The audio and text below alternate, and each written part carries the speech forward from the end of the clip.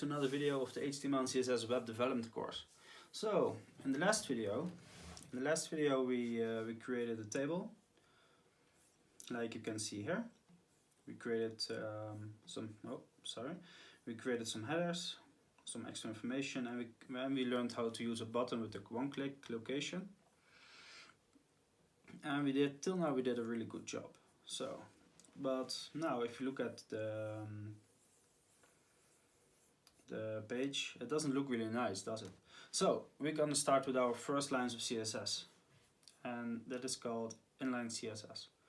So with Inline CSS you can give your website some really nice and extra features, like how to make it look and stuff like that. And that's what we're gonna do. So first thing we're gonna do, we're gonna go on the top of the file, we're gonna open the body tag, gonna open it up, we're gonna use the style attribute, and we're gonna give this a background color. And let's give this a background color of chocolate.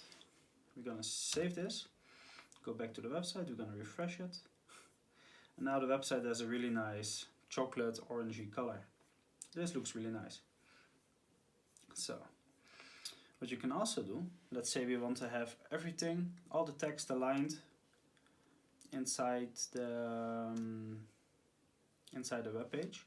So we're gonna go back into the style after the semicolon, and we're gonna call text align, and we're gonna do center. Gonna save this, go back to the website. Wow, now all the text and also the images are really nice in the middle, as you can see when we make it bigger. This looks really nice. And that is something we also have to do with the table, but we're gonna do that a little bit later. So we're gonna add some, I think the navigation looks nice. So we're gonna do the same with the style. So with the H1, we're gonna open H1, we're gonna call style, we're gonna call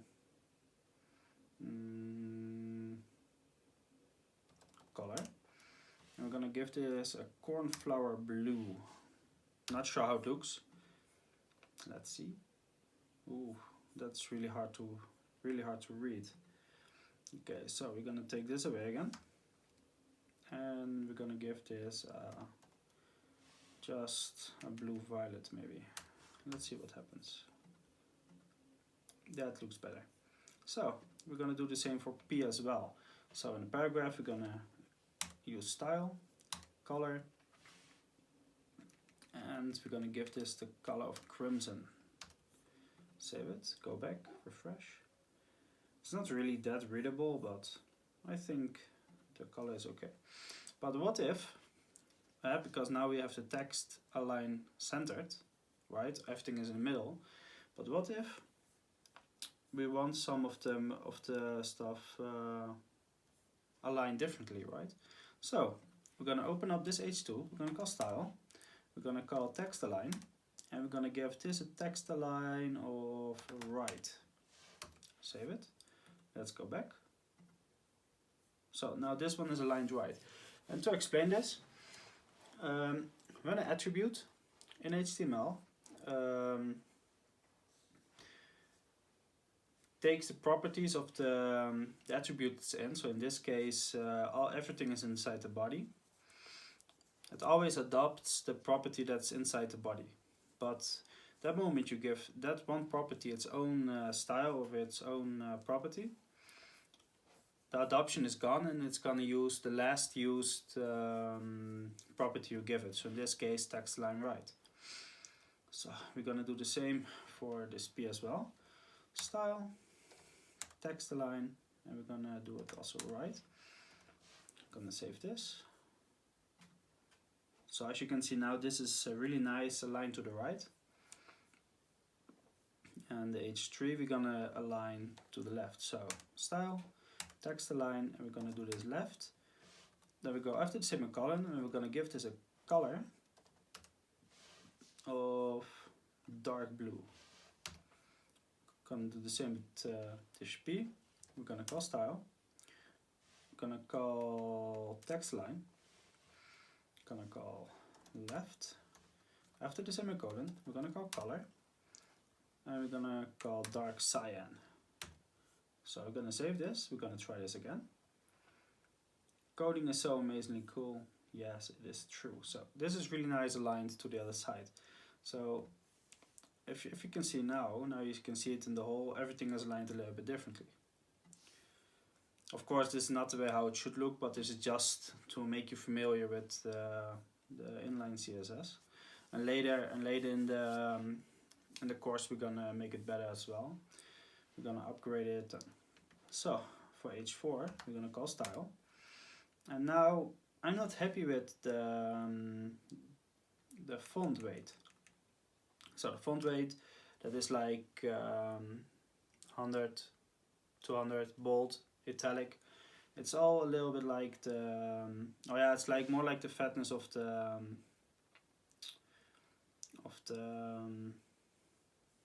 font. So in this case, I want a font weight of 600. After the semicolon, we're gonna give it a color, and we're gonna call dimmy gray. We're gonna save this, go back, and now you can see the color is a little bit different. And I think there is something wrong with the font weight. It's not adopting it. Oh yeah, I know why this isn't working yet. This isn't working because we are not adopting a custom or we're actually not adopting a font yet. We don't have a font. We don't have the support for it at the moment, but it doesn't matter because we can do something else with it. We're gonna give it another text. Sorry, font size. We're gonna give it a font size of 40 pixels. So save this, go back. Bam! Now it's really big, right? And now it's even bigger than the H1, than the header 1. And this is what you can do with headers. You can like adapt them to everything you want to do about it. It's pretty, yeah, I think it's pretty nice actually that it's possible. But I think 40 is a little bit too big, so we change it to 20. Let's see what happens. Much better. Yes, this is better.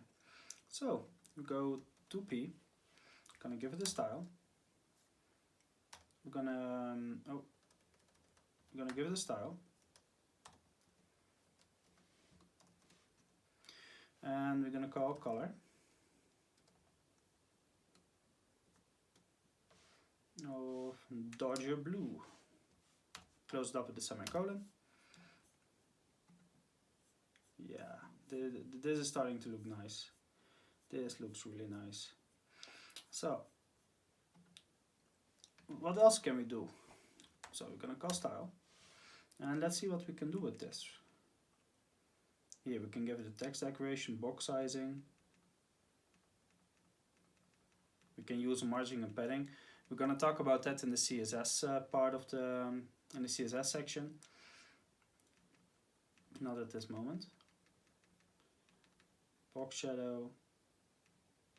It's amazing what you can actually add to this, right? It's really cool. So this one we're gonna align as well. So we're gonna call text align, and we're gonna give this text align of left. Gonna save this. Go back. So this is a little bit about inline CSS. Now we're gonna try to border the table, and if I'm not mistaken, we can call style, and we use display of inline block. Gonna save it. Go back. Perfect. So the display attribute, that is something a little bit different. With the display attribute, you can actually decide how you want to display it. And in this case, we call it inline block. So you have it on the line, in a block, together, separated, and it's actually always in the middle, except when you have an image who is a little bit thingy. So after the table, we're gonna call a break line, and we call a break line. Normally, it should stay on its own line now. Yeah, as you can see, now it's also really nice in the middle. We're gonna also add an inline block to the ordered list. So I'm gonna call style, display, inline block, and if I'm not mistaken, the numbers should go to the side as well now. Okay, and under the ordered list, we're gonna call BR, also break line, and now it's really nice under it, right? So as you can see, we have here like the images, but they are really close together, right? So what we're gonna do, we go here to image. After the image, we're gonna call style.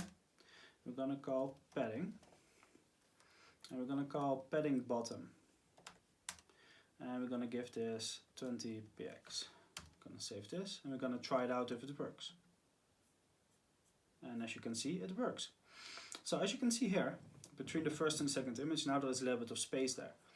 But we don't have space here between the table and the image. So what we can do, after the semicolon, we're gonna call another padding, and we're gonna call padding top. And we're gonna call this also 20 px. Gonna save this, go back, save. And now as you can see, we have 20 pixels space between the table and between the first image. And for the second one, for the second image, we're gonna do the same. So inside the style, gonna call style. I'm gonna call padding top, 20 px. We go after the semicolon. We're gonna call padding bottom. Gonna call 20 px. And for the third one, we're gonna do the same. So we're gonna call style, padding bottom is 20 px, and we're gonna call padding top 20 px. Gonna save this, and now we have a really nice space between all the stuff. This looks really nice. So what we're gonna do, we already have a break line between two break lines between the last image and the video control, and we're gonna also add a break line between the video and the YouTube video. So when we add a break line, theoretically it should stay really nice and centered. So let's check the website. Okay. So the YouTube video is not centering yet. So I'm not sure if we can do this. If we can call style and style inside this, we're gonna call this. We're gonna give this a margin instead of padding. So we're gonna call margin left of auto. After semicolon, we're gonna call margin dash right, also of auto. And theoretically, I'm not sure if this works with an iframe, but theoretically it should be centered in the middle. And when you, I'm gonna click this one click first because we see it on the website. So theoretically, the video should be centered all the time, and it is centered. So now you can see the website, our first website we made. It looks a little bit funky, I know, but actually this is a really good start for what we did. So we used some colors, we used some alignment, we used some padding, we used some margin. This looks really nice. So I want to congratulate you on surviving the first two sections. In the next section we actually gonna work with some real CSS, so external CSS as well. And in the next video we're gonna do all the CSS we did in here, and we're gonna transfer it to an external file. So I hope you enjoyed this video, I hope you learned something, and I hope to see you in the next video.